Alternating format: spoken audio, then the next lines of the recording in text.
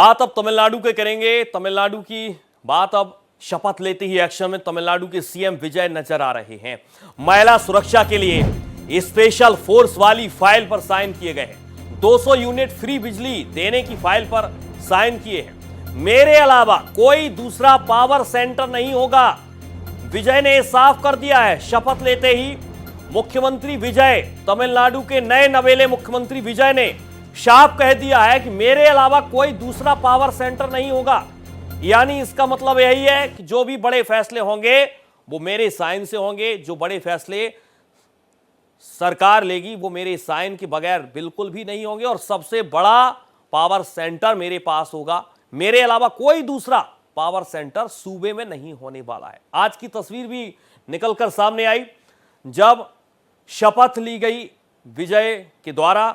विजय ने शपथ ली मुख्यमंत्री पद की और उसके बाद अलग अलग तरीके से उन्होंने नेताओं से मुलाकात की, बातचीत की, मार्गदर्शन लिया। लेकिन इन सब के बीच तमाम सहयोगी दलों के साथ आखिरकार विजय ने सीएम की कुर्सी अपनी पार्टी के नाम कराई और आज मुख्यमंत्री के पद पर वो काबिज हो गए। तो बहुमत का आंकड़ा 118 था, लेकिन बहुमत से 2 विधायक ज्यादा ही हैं विजय के पास। 120 विधायकों का समर्थन उनके पास है, जिसमें लेफ्ट के साथ कांग्रेस, तमाम सहयोगी दलों ने विजय का साथ दिया और उन्हें सरकार बनाने में मदद की।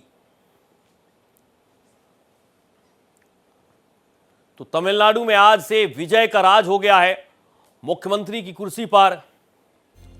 अब आपको विजय नजर आ रहे हैं। आज की बात, सीएम पद की शपथ की पहली तस्वीर आप देखिए जब टीवी के प्रमुख यानी कि विजय ने शपथ ली। दूसरी तस्वीर आप देखिए, कार्यभार संभालने की तस्वीर भी हम आपको दिखा रहे हैं किस तरीके से उन्होंने कार्यभार संभाला और 3 बड़े फैसले भी उनकी तरफ से आज ही ले लिए गए। और इन सब के बीच अलग अलग आप तस्वीरें भी देखिए। Aadhav Arjun, K Sengottaiyan, R Nirmal Kumar, doctor T K. Prabhu, A Anand, doctor K G. Arunraj से लेकर पी वेंकटरमण, राजमोहन, सेल्वी एस, कीर्तना, ये तमाम लोगों ने भी आज शपथ ली है। और इस शपथ ग्रहण के बाद अब तमिलनाडु में आज से विजय राज की शुरुआत हो गई है। अलग अलग तस्वीरें आप देखिए। 9 मंत्रियों ने विजय के साथ शपथ ली है। दलपति विजय अब सीएम पद संभाल चुके हैं। कार्यकर्ताओं में भारी उत्साह है। तो दूसरे तरफ माता पिता के लिए गर्व की बात है। आज पेरेंट्स भी आपको नजर आ रहे होंगे, जो तस्वीरें आप टीवी स्क्रीन पर देख पा रहे हैं। दलपति विजय जब मुख्यमंत्री पद की शपथ ले रहे थे तो माता पिता के लिए एक बहुत बड़ी गर्व का आज पल था। तमिलनाडु पर प्रधानमंत्री मोदी का बड़ा बयान सामने आया है। कांग्रेस ने अपने साथियों के साथ विश्वासघात किया है। तमिलनाडु में कांग्रेस ने डीएमके को धोखा दिया है, प्रधानमंत्री मोदी की तरफ से कहा गया है। और इन सब के बीच कोई ऐसा सगा नहीं जिसे कांग्रेस ने ठगा नहीं, प्रधानमंत्री मोदी यह भी कहते हुए नजर आए। सत्ता के लालच में कांग्रेस ने डीएमके से विश्वासघात किया, पीएम मोदी की तरफ से कहा गया। प्रधानमंत्री मोदी का कांग्रेस पर बड़ा हमला। कांग्रेस ने महिलाओं को हक मिलने नहीं दिया। नारी शक्ति वंदन अधिनियम रोकना महापाप और इसके लिए सीधे तौर पर जिम्मेदार कांग्रेस को प्रधानमंत्री मोदी ने ठहराया है। इन सब के बीच 2 अलग अलग तस्वीरें आप की टीवी स्क्रीन पर। एक तरफ आज देश के प्रधानमंत्री भी कर्नाटक में नजर आए, वो तस्वीर भी आपकी टीवी स्क्रीन पर है। और दूसरी तस्वीर है तमिलनाडु की जब विजय ने सीएम पद की शपथ ली। और इसलिए ही कहा जाता है कि कोई ऐसा सगा नहीं जिसे कांग्रेस ने ठगा नहीं। अभी तमिलनाडु में ही देखिए, 25-30 साल से कांग्रेस का डीएमके के साथ घनिष्ठ संबंध था। डीएमके के साथ गठबंधन ने कितनी ही बार कांग्रेस को संकटों से बाहर निकाला और 2014 के पहले 10 साल उनकी जो सरकार थी वो भी डीएमके के कारण टिकी थी। लेकिन क्या हुआ? जिस डीएमके के साथ 25-30 साल का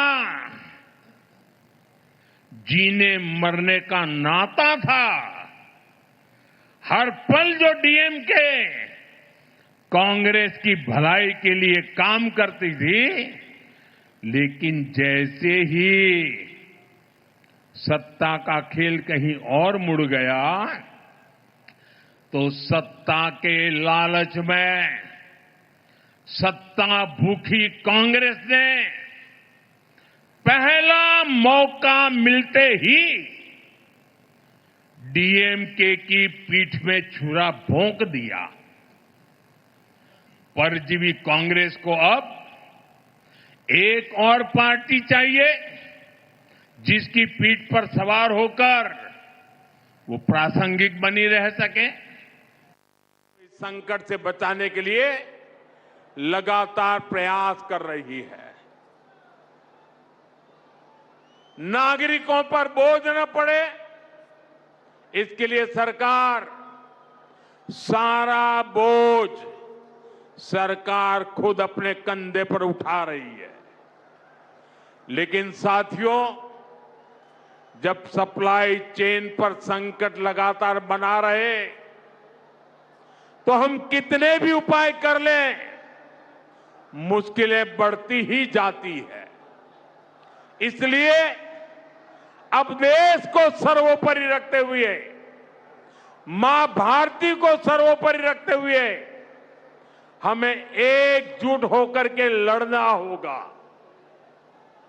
हमें याद रखना है,